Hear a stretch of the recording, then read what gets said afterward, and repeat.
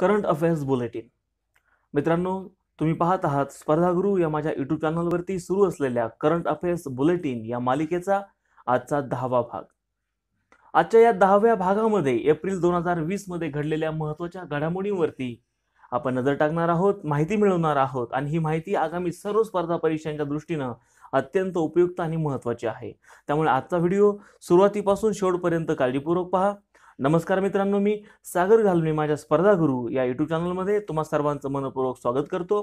चॅनलला प्रथमतःच व्हिजिट करत असाल किंवा चॅनल सबस्क्राईब केला नसेल तर आवर्जून सबस्क्राईब करा आणि पुढील नवनवीन व्हिडिओच्या नोटिफिकेशन्स मिळविण्यासाठी बेल आयकॉनवरती टॅप करायला विसरू नका. चला तर आजच्या व्हिडिओला सुरुवात करूया आणि जाणून घेऊया एप्रिल 2020 मधील महत्त्वाच्या घडामोडी. जगप्रसिद्ध सतारवादक पंडित रविशंकर यांचा जन्म 7 एप्रिल 1920 रोजी झाला. मित्रांनो, यंदाचं वर्ष 2020 हे पंडित रविशंकर यांचं जन्मशताब्दी वर्ष आहे. अनेक पेपरला जन्मशताब्दी वर्षावरती आजपर्यंत वेगवेगळे प्रश्न आलेले आहेत आणि पंडित रविशंकर यांच्यावरती प्रश्न येऊ शकतात किंवा त्यांच्या इतरही कारकिर्दीविषयी किंवा महत्त्वाचे जे काही गोष्टी आहेत त्याविषयी प्रश्न येऊ शकतात. त्यामुळे पंडित रविशंकर यांच्याविषयी महत्त्वाच्या गोष्टी आपल्याला माहिती असणं आवश्यक आहे. पंडित रविशंकर जगप्रसिद्ध सतार वादक, त्यांचं जन्मशताब्दी वर्ष आहे 2020. सहेंद्र मध्यम, अभोगी, जगसम्मोहिनी यासारखे दाक्षिणात्य संगीतातील प्रसिद्ध रागांचं त्यांनी हिंदुस्थानी वाद्य संगीतामध्ये हे राग आणले. याचबरोबर तिलकश्याम, बैरागी भैरव, नटभैरव, चारुकंस, जोगेश्वरी यासारख्या नवीन रागांची पंडितजींनी निर्मिती केली. धरती के लाल, नीचानगर, पथेर पांचाली भारतीय चित्रपटसृष्टीतील एक अजरामर अशी कलाकृती आहे. अपराजितो, अपुरा संसार यासारख्या चित्रपटांना पंडितजींनी संगीत दिग्दर्शन दिलं. ऑस्कर विजेता चार्ली आणि गांधी या चित्रपटाचं संगीत दिग्दर्शन सुद्धा स्वतः पंडित रविशंकर यांनी केलं. पंडितजींचं मूळ नाव होतं रवींद्र शंकर चौधरी उर्फ चट्टोपाध्याय. सर्वाधिक प्रदीर्घ आंतरराष्ट्रीय कारकिर्दीचं गिनीज रेकॉर्ड त्यांच्या नावे नोंदवण्यात आलेलं आहे. त्यांचे गुरु होते, त्यांना तालीम दिली उस्ताद अल्लाउद्दीन खान साहेबांनी. पंडितजींनी स्वतःचं आत्मचरित्र माय म्युझिक माय लाईफ या नावानं शब्दबद्ध केलेलं आहे. प्रश्न येऊ शकतो, पंडित रविशंकर जगप्रसिद्ध सतारवादक पंडित रविशंकर यांचं आत्मचरित्र कोणतं? माय म्युझिक माय लाईफ. पंडितजींनी याही व्यतिरिक्त अनेक पुस्तकं लिहिली.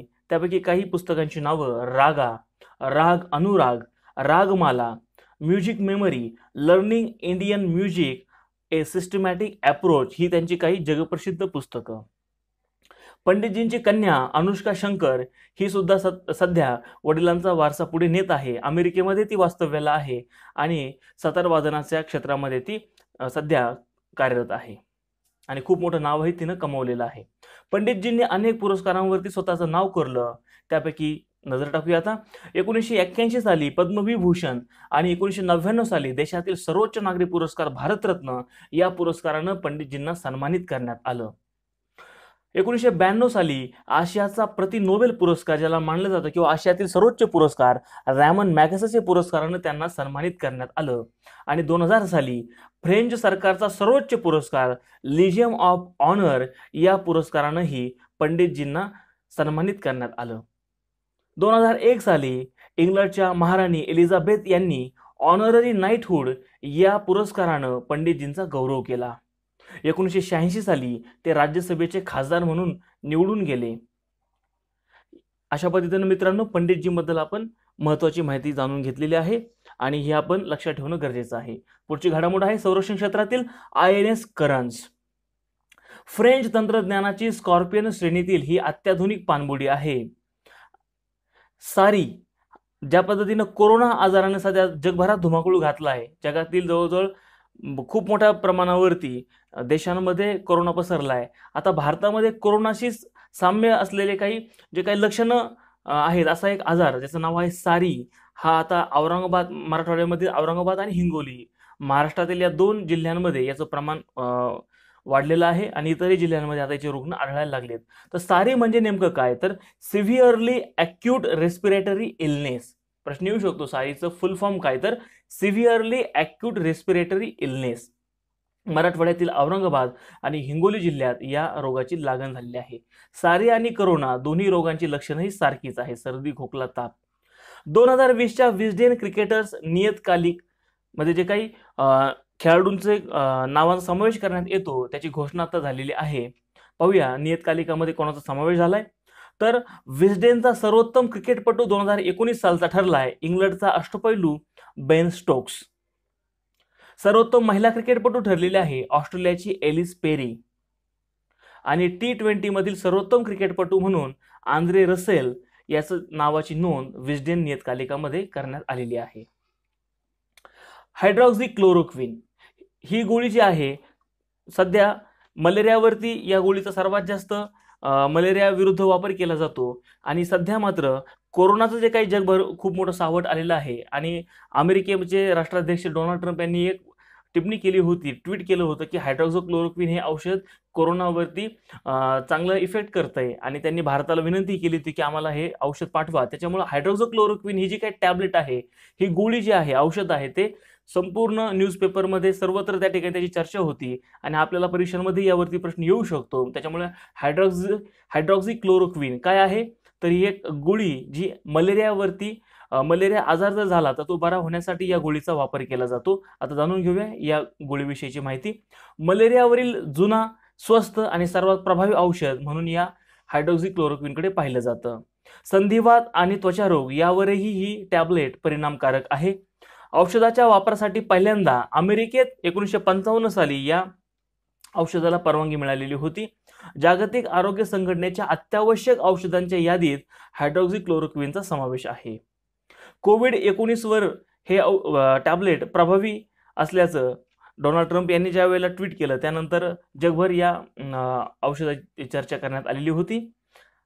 आणि याबद्दल जर विशेष काही आपण माहिती पाहिली तर मित्रांनो, हायड्रॉक्झीक्लोरिनची सर्वात मोठी निर्मिती भारतात केली जाते आणि या गोळीचा सर्वात मोठा निर्यातदार आपला देश आहे.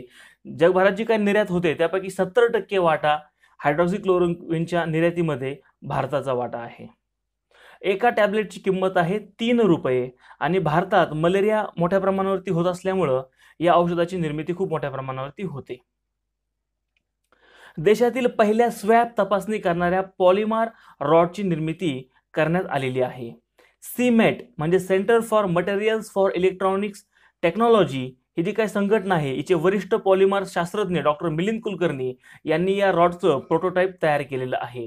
स्वॅब जो कोरोनाची जी काही चाचणी केली जाते, घशातील आणि नाकातील जो काही स्वॅब तपासणीसाठी पाहिजे असतो तो काढण्यासाठी या पॉलिमर रॉडची आवश्यकता आहे. आणि आता हा स्वदेशी रॉड आपल्या देशातील सीमॅट या संस्थेमार्फत तयार करण्यात आलेला आहे आणि याचं पूर्ण श्रेय आहे ते शास्त्रज्ञ डॉक्टर मिलिंद कुलकर्णी यांना द्यायला लागेल. याचा उपयोग कुठे होईल तर कोरोना संशयित रुग्णांच्या घशातील किंवा नाकातील द्रव्याची तपासणी करण्यासाठी या पॉलिमर रॉडचा उपयोग होईल. आंतरराष्ट्रीय मानांकनानुसार या रॉडची निर्मिती करण्यात आलेली आहे.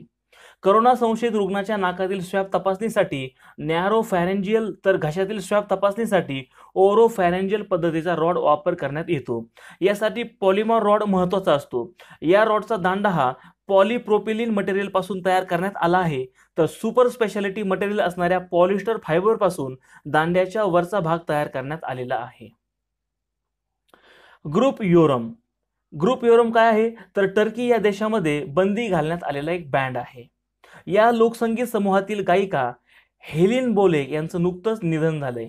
या बँडच्या विरोधात सरकारनं सतत केलेल्या दडपशाहीचा निषेध म्हणून त्यांनी उपोषण सुरू केलेलं होतं आणि उपोषणाच्या 288व्या दिवशी त्यांचं निधन झालेलं आहे. कॉन्व्हॅल्संट प्लाझ्मा पद्धती किंवा ज्याला प्लाझ्मा पद्धती असं म्हणतात. भारतात कोरोना विषाणूंच्या रुग्णांवर कॉन्व्हॅल्संट प्लाझ्मा या नव्या पद्धतीने उपचार करण्याची तयारी सुरू करण्यात आलेली आहे आणि याची संबंधीचे काही सरकारकडून परवानगी आहेत त्याबद्दलही आता चर्चा सुरू झालेली आहे. तर या मित्रांनो, या पद्धतीमध्ये कोरोनामधून बऱ्या झालेल्या रुग्णांच्या शरीरातील अँटीबॉडीज असलेलं रक्त काढून ते कोरोनाग्रस्त रुग्णावरती वापरलं जातं आणि असं दावा केलेला आहे की प्लाझ्मा पद्धतीमुळं जे रुग्ण आहेत, जे अति धोकादायक परिस्थितीमध्ये गेले आहेत, ते सुद्धा बरे होण्याचं प्रमाण खूप मोठ्या प्रमाणावरती आहे. म्हणून ही प्लाझ्मा पद्धती आता भारतात कोरोना पेशंटवरती वापरण्यास सुरुवात होणार आहे. डॉक्टर सायरस पुनावाला ज्यांना जगभरामध्ये वॅक्सिन हिरो या नावानं ओळखलं जातं त्यांच्याबद्दल आता काही माहिती जाणून घेऊया. जीवरक्षक लसींचे उत्पादन करणारे ते आघाडीचे, देशातीलच नव्हे तर जगभरामधील आघाडीचे उद्योजक आहेत.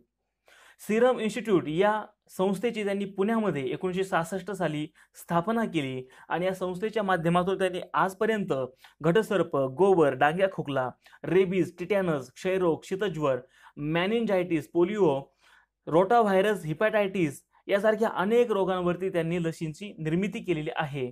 एवढंच नव्हे तर स्वाईन फ्लू या संसर्गजन्य आजारावर नियंत्रण मिळवण्यासाठी देशातील जी पहिली लस निर्माण झाली होती ती सुद्धा सिरम इन्स्टिट्यूटनं तयार केलेली होती.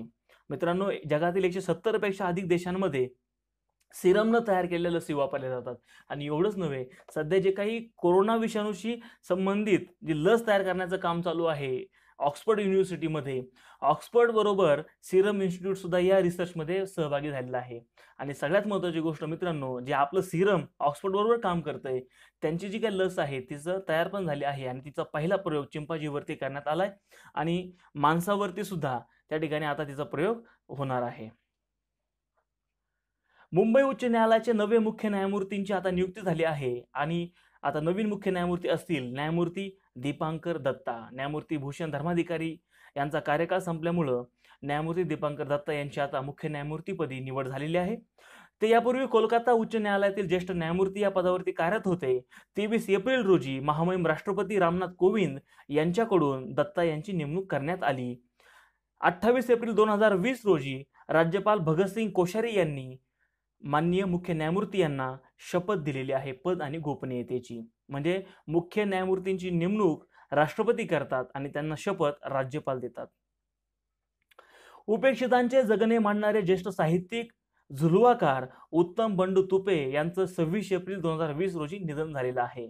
त्यांच्या लेखनाची वैशिष्ट्ये होती उपेक्षित, बेरोजगार, वंचित अशा घटकांच्या जीवनाचं तसेच त्यातील व्यथा व वेदनांचे विदारक चित्रण त्यांनी आपल्या लेखणीतून केलं.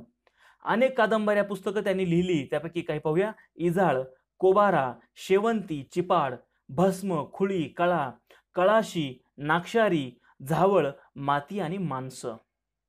काट्यावरची पोट या नावानं त्यांनी आत्मकथेचं लेखन सुद्धा केलं. अनेक पुरस्कार त्यांना मिळाले. आंदण या त्यांच्या कथासंग्रहाला महाराष्ट्र साहित्य परिषदेचा पुरस्कार मिळाला आणि काट्यावरची पोट या त्यांच्या आत्मकथेला राज्य सरकारचा उत्कृष्ट वाङ्मय पुरस्कार जाहीर झाला. झुलवा, ज्या नावाने त्यांना झुलवाकार या नावानं ओळखलं जातं, या कादंबरीला राज्य सरकारचा पुरस्कार मिळाला. तर समरसता साहित्य परिषदेतर्फे 2010 मध्ये नाशिक या ठिकाणी 13वं समरसता साहित्य संमेलन भरलं. त्याच्या अध्यक्षपदी सुद्धा उत्तम बंडू तुपे या ज्येष्ठ साहित्यकाराची निवड करण्यात आलेली होती. राज्य सरकारच्या राज्य मराठी साहित्य आणि संस्कृती मंडळाचे ते सदस्य सुद्धा राहिलेले होते. कोविड-19 लसीशी संबंधित महत्त्वाची माहिती. ब्रिटनमधील ऑक्सफर्ड विद्यापीठ या विद्यापीठाबरोबर आपण यापूर्वीच पाहिलं की सिरम इन्स्टिट्यूट भारताचं सुद्धा काम पाहतंय. तर या कोरोना लसीची चाचणी घेण्यात आलेली आहे. माणसावर पहिल्यांदा प्रयोग झालाय. सर्वात पहिल्यांदा लंडनमधील एलिसा ग्रॅनाटो या महिला सूक्ष्मजीवशास्त्रज्ञाला ही लस टोचण्यात आली आहे. यापूर्वी माणसावर प्रयोग करण्यापूर्वी चिंपांझीवरती ही चाचणी घेण्यात आलेली आहे. व्हायटल काय आहे? Vital ventilator intervention technology accessible locally हे त्याचं पूर्ण रूप. मित्रांनो, व्हायटल हे एक व्हेंटिलेटर आहे आणि याची निर्मिती कोविड-19 साठी खास नासानं हे तयार केलं. हे एक उच्च दाबयुक्त व्हेंटिलेटर आहे आणि याची चाचणी Icahn school of medicine New York या ठिकाणी घेण्यात आली आहे. भारतानं चीनकडून पीपीई आणि रॅपिड टेस्टिंग किट मागवल्या होत्या चाचणी घेण्यासाठी. मात्र मित्रांनो, निकृष्ट साहित्य असल्यानं पुन्हा एकदा भारतानं ते परत पाठवण्याचा निर्णय घेतला आहे. प्रश्न येऊ शकतो की भारतानं कोविड-19शी संबंधित मागवलेली सामुग्री कोणत्या देशाची खराब असल्यामुळे पुन्हा पाठवली, तर चायना.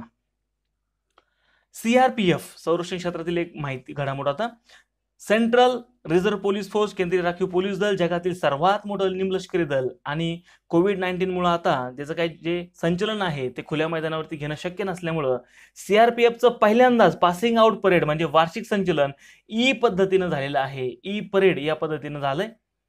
हे कुठं झालंय तर गुडगाव मधील कदारपूर या ठिकाणी झालेलं आहे आणि इतर जे काही सैनिक होते किंवा अधिकारी होते त्यांनी व्हर्च्युअल पद्धतीने त्या ठिकाणी सहभाग घेतलेला होता. तियानवेन-1 काय आहे? तियानवेन-1 तर चीननं 2021 मध्ये जाहीर केलेली ही मंगळ मोहीम आहे. मित्रांनो, चीननं पहिला उपग्रह डॉंगफेंग हो 1 हा अवकाशात पाठवण्याला 50 वर्ष नुकतीच पूर्ण झालेली आहेत आणि त्या निमित्तानं या नवीन मंगळ मोहिमेची घोषणा चीननं केलेली आहे.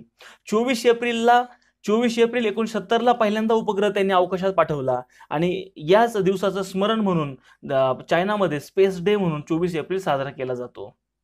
भारत, अमेरिका आणि रशियानंतर मंगळाची मोहीम करणारा चौथा देश ठरणार आहे चीन. चीनमधील प्रसिद्ध कवी क्व युआन यांच्या कवितेवरून तियानवेन हे नाव या मंगळ मोहिमेला देण्यात आलं आहे. तियानवेनचा मराठीमध्ये शब्दशः अर्थ आहे स्वर्गाला विचारलेले प्रश्न.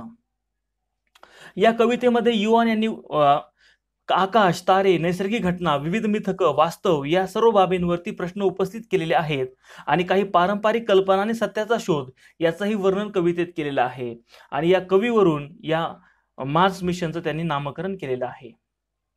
गगनयानसाठी इस्रोने स्वदेशी संशोधकांकडून नवतंत्रज्ञान मागवलं आहे. प्रश्न येऊ शकतो की आणि ही गगनयान मोहीम जी आहे ती 2022 मध्ये अपेक्षित आहे. प्रश्न येऊ शकतो की कोणत्या मोहिमेसाठी इस्रोनं नवसंशोधकांकडून किंवा जे काही संशोधक आहेत त्याच्याकडून नवतंत्रज्ञान मागवलेलं आहे, तर ती मोहीम आहे गगनयान मोहीम. संभाव्य हे जे काही गगनयानचे अंतराळवीर आहेत त्या 4 अंतराळवीरांचं प्रशिक्षण मित्रांनो सध्या जे भारतीय हवाई दलातील 4 वैमानिक आहेत त्यांची निवड करून त्यांचं प्रशिक्षण सध्या या अंतराळ मोहिमेच्या दृष्टीनं रशियातील मॉस्को या ठिकाणी सध्या सुरू आहे. गुरुत्वीय तंत्रज्ञान सिम्युलेटर, जीवरक्षक प्रणाली, मानव आणि रोबोटिक इंटरफेस, दीर्घकालीन मोहिमांसाठी आवश्यक मानसशास्त्र, पर्यावरण नियंत्रण, अवकाशातील अन्न आणि त्या संबंधित तंत्रज्ञान, किरणोत्सारामुळे होणारे अपाय या संबंधित त्या ठिकाणी नवतंत्रज्ञान संशोधकांकडून मागवण्यात आलेलं आहे. फेसबुक जिओ करार मित्रांनो, सध्याची जगातील सर्वात मोठी आर्थिक घडामोड म्हणजे हा करार. या करारानुसार फेसबुक भारतीय कंपनी जिओमध्ये $5.7 अब्ज म्हणजे 43,574 कोटी रुपयांची गुंतवणूक करणार आहे. हा जो काही करार आहे जगातील अव्वल सोशल नेटवर्किंग कंपनी फेसबुक आणि मुकेश अंबानी प्रवर्तित जिओ प्लॅटफॉर्म लिमिटेड या 2 कंपन्यांमध्ये झालेला आहे. या करारानंतर फेसबुकची जिओमधील हिस्सेदारी होईल 9.99%. कोणत्याही तंत्रज्ञान विषयक सेवा देणाऱ्या कंपनीमध्ये अल्प हिस्सेदारीसाठी केलेली ही आजवरची जगभरातील सर्वात मोठी विदेशी गुंतवणूक म्हणजे FDI ठरली आहे. या करारानंतर जिओचं बाजारपेठेतील मूल्यांकन होईल 4.62 लाख कोटी रुपये. जिओ प्लॅटफॉर्म नेमकं काय आहे तर मित्रांनो, या प्लॅटफॉर्म मध्ये ही एक रिलायन्स इंडस्ट्रीची उपकंपनी आहे आणि या उपकंपनीमध्ये सर्व डिजिटल कंपन्यांचा समावेश आहे. कोणत्या कोणत्या डिजिटल कंपन्या आहेत? Jio infocom limited, my Jio, Jio TV, Jio cinema, Jio news, Jio Saavn, रिलायन्सच्या शिक्षण, आरोग्य आणि शेतीविषयी डिजिटल जे सेवा आहेत या सर्व कंपन्यांचा जिओ प्लॅटफॉर्म मध्ये अंतर्भाव होतो. इंडिया सिम आरोग्यविषयक महत्त्वाची घटना. भारतातील रोगप्रसाराचा अभ्यास करण्यासाठीचं गणितीय प्रतिमान जे विकसित करण्यात आलंय त्याचं नाव आहे इंडिया सिम. सावित्रीबाई फुले पुणे विद्यापीठातील सेंटर फॉर मॉडेलिंग अँड सिम्युलेशननं गणितीय विज्ञान संस्था चेन्नई आणि भारतीय विज्ञान संस्था बँगलोर यांच्या मदतीनं हे मॉडेल विकसित केलेलं आहे. त्याचं नाव आहे इंडिया सिम. याचा उपयोग कुठे होणार तर शहर, जिल्हे आणि राज्य या पातळ्यांवर आरोग्य सेवांशी संबंधित संसाधनांचे आणि विविध उपाययोजनांचे नियोजन करण्यासाठी, तसेच साथीवर जे काही वेगवेगळ्या प्रकारचे लॉकडाऊन, संशयित बाधितांचं विलगीकरण, रोगाच्या चाचण्यांची संख्या इत्यादी गोष्टींच्या परिणामांची तुलना करण्यासाठी या मॉडेलचा वापर करण्यात येणार आहे. रुग्णालयात किती खाटा आहेत आणि किती अतिदक्षता विभागांची गरज पडणार आहे याचाही अंदाज आपण या मॉडेलच्या माध्यमातून बांधू शकतो. या मॉडेलच्या इंडिया सिम या मॉडेलच्या निर्मितीच्या गटाचं नेतृत्व डॉक्टर भालचंद्र पुजारी आणि डॉक्टर स्नेहल शेकटकर यांनी केलेलं आहे. Indian scientist response to Covid ज्यामध्ये अनेक राष्ट्रीय संस्था आणि विद्यापीठांचा समावेश आहे, असा एक जी काही राष्ट्रीय टीम आहे या टीमनं जे काही मॉडेल बनवण्यासाठी इतर अनेक संस्थांना आवाहन केलं होतं त्या आव्हानाला प्रतिसाद देऊन त्या ठिकाणी या 3 संस्थांनी मिळून हे मॉडेल विकसित केलेलं आहे ज्याचं नाव आहे इंडिया सिम. प्रश्न येऊ शकतो. IISER Pune, Indian Institute of Science Education and research.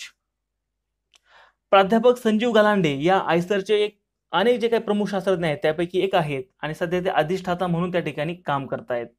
National bioscience award, स्वर्ण जयंती फेलोशिप, शांतीस्वरूप भटनागर आणि GD बिर्ला पुरस्काराचे प्राध्यापक संजीव गलांडे मानकरी आहेत. एपिजेनेटिक्स या विषयातील ते प्रसिद्ध शास्त्रज्ञ आहेत. आयसर मधील centre for excellence in epigenetics या विभागाचे ते प्रमुख म्हणून काम पाहत आहेत. टॉम अँड जेरी या जगप्रसिद्ध कार्टून मालिकेचे अॅनिमेटर दिग्दर्शक जॉन डिस्ट यांचे नुकतंच निधन झालेलं आहे. 1961 साली मुनरो या 9 मिनिटांच्या अॅनिमेशनसाठी त्यांना ऑस्कर पुरस्कार मिळालेला आहे. मुख्यमंत्री दीदी किचन ही एक योजना झारखंड सरकारनं सुरू केली आहे. जे काही कोविडच्या या माहोलमध्ये जे काही लॉकडाऊनमध्ये अनेक लोक अडकलेले आहेत त्यांच्या जेवणाची सोय व्हावी म्हणून झारखंडचे मुख्यमंत्री जे आहेत विद्यमान मुख्यमंत्री हेमंत सोरेन यांची ही संकल्पना आहे आणि त्यांनी हे मुख्यमंत्री दीदी किचन त्या ठिकाणी सुरू केलं. जसं आपल्या महाराष्ट्रामध्ये शिवभोजन सुरू आहे, अगदी 5 रुपयामध्ये अल्पदरामध्ये सुरू आहे, त्या पद्धतीनं झारखंड सरकारनं मुख्यमंत्री दीदी किचनचा प्रयोग सुरू केला आहे. इराणकडून नूरचे प्रक्षेपण 29 एप्रिल 2020 रोजी करण्यात आलंय. नूर हा इराणचा पहिला लष्करी उपग्रह आहे. त्याचा प्रक्षेपक होता मॅसेंजर. इराणचे विद्यमान अध्यक्ष आहेत हसन रुहानी. फेलुदा कोरोना चाचणीसाठी विकसित केलेली पेपर स्ट्रिप किट जे आपल्या भारतामध्ये तयार करण्यात आलेली आहे त्याचं त्या पेपर स्ट्रिप किटचं नाव आहे फेलुदा. केंद्रीय माहिती आणि तंत्रज्ञान मंत्रालयाच्या अंतर्गत असलेल्या council of scientific and industrial रिसर्चच्या दिल्ली स्थित institute of genomics and integrative बायोलॉजीच्या त्याला IGIB या नावाने ओळखलं जातं. या IGIBच्या टीमनं या पेपर स्ट्रिप किट म्हणजेच फेलुदाची निर्मिती केलेली आहे.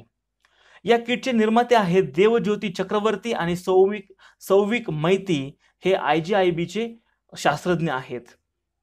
मित्रांनो, ज्याप्रमाणे प्रेग्नन्सी टेस्ट किट काम करते त्याच धर्तीवरती ही पेपर स्ट्रिप किट विकसित करण्यात आली आहे आणि प्रेग्नन्सी टेस्ट किट प्रमाणेच ही पेपर स्ट्रिप किट त्या ठिकाणी त्याच्या माध्यमातून आपण चाचणी घेऊ शकतो आणि आपल्याला तो कोरोनाचा पेशंट पॉझिटिव्ह आहे का त्याची माहिती कळू शकते. कमी खर्चात आणि अगदी कमी वेळेमध्ये चाचणी येणार आहे. आता याचं जे काही आहे ते पहा, तर याच्या जे काही पेपर स्ट्रिप किट आहे त्यावरती एक कंट्रोल लाईन आहे आणि एक टेस्ट लाईन असणार आहे. घशातील स्रावाचे नमुने या स्ट्रिपच्या संपर्कात आल्यावर कंट्रोल लाईनचा रंग बदलणार आणि रंग बदलला तर रुग्ण कोरोना पॉझिटिव्ह आहे हे आपल्याला कळणार आहे. फेलुदा हे नाव का दिलंय तर प्रसिद्ध चित्रपट दिग्दर्शक सत्यजित राय यांच्या कथेतील एक काल्पनिक डिटेक्टिव्ह आहे. जसं आपण पाहतो की बॉन्ड हा एक काल्पनिक डिटेक्टिव्ह आहे, काल्पनिक गुप्तहेर आहे, तसं सत्यजित राय यांच्या एक कथेतील हे एक पात्र आहे फेलुदा, काल्पनिक पात्र आहे आणि या फेलुदा हे नाव दिलंय. बरं, आता हे सत्यजित राय यांच्या डिटेक्टिव्हचं नाव काय दिलं या पेपर स्ट्रिप किटला? त्याच्या मागे अजून एक, तर जगामध्ये ही जी काही किट आहे त्याबद्दल अगोदर जाणून घेऊया.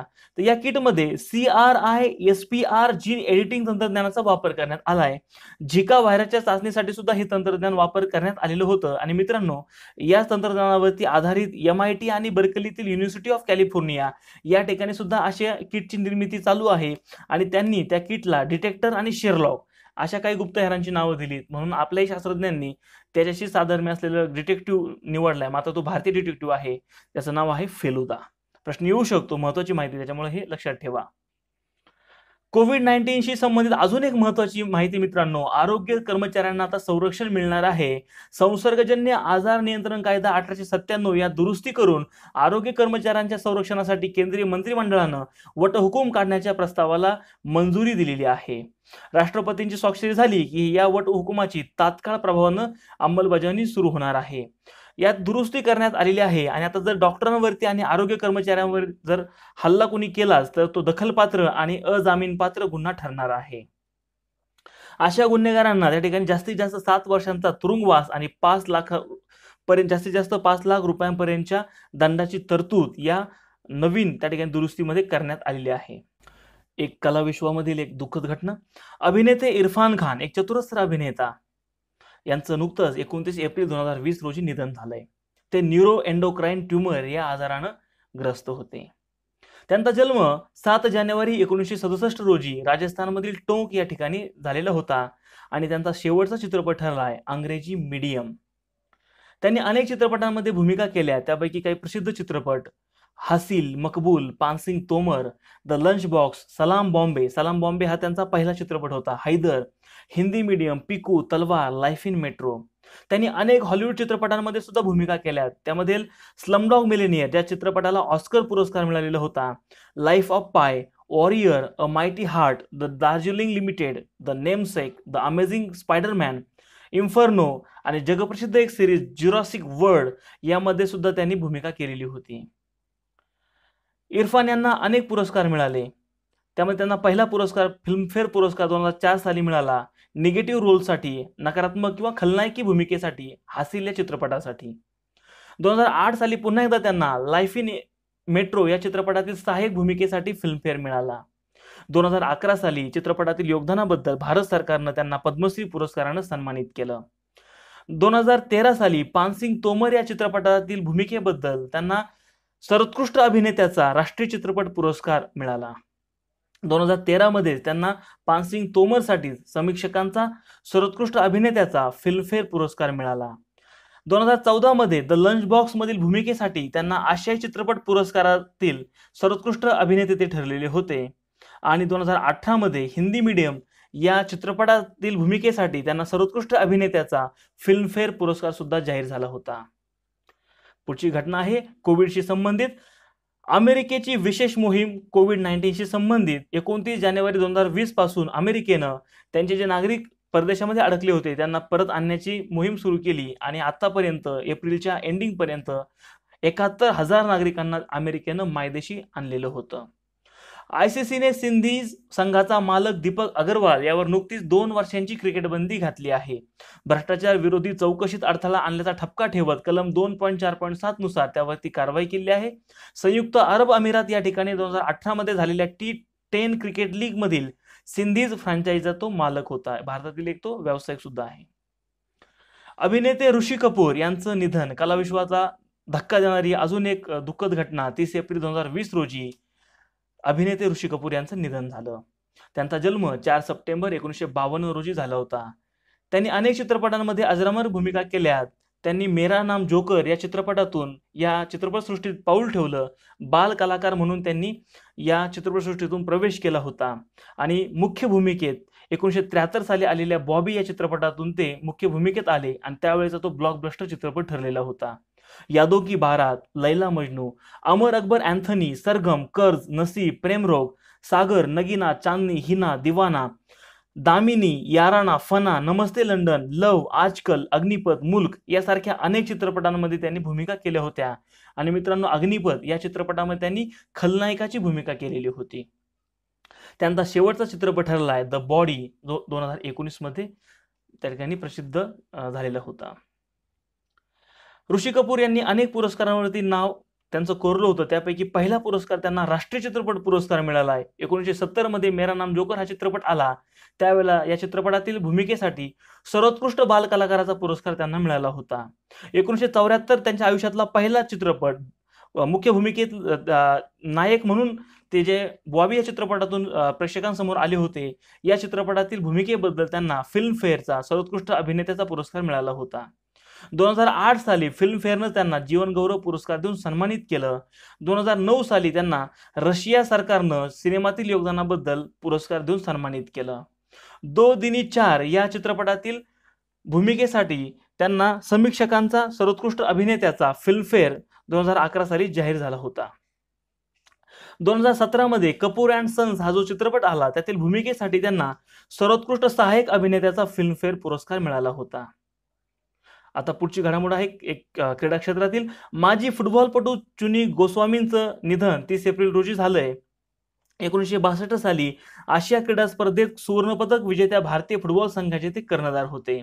50 आंतरराष्ट्रीय फुटबॉल सामन्यात त्यांनी भारत देशाचं प्रतिनिधित्व केलं आणि 1963 साली त्यांना अर्जुन पुरस्कारानं सन्मानित देखील केलं गेलं.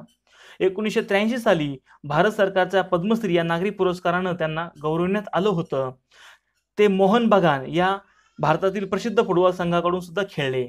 मित्रांनो, ते फुटबॉलच नाही तर क्रिकेट हा सुद्धा खेळ खेळले आणि त्यांनी बंगालच्या क्रिकेट संघाकडून 46 प्रथम श्रेणीचे सामने खेळले होते. देशाचे नवे केंद्रीय दक्षता आयुक्त असतील संजय कोठारी, जे राष्ट्रपतींचे विद्यमान सचिव होते.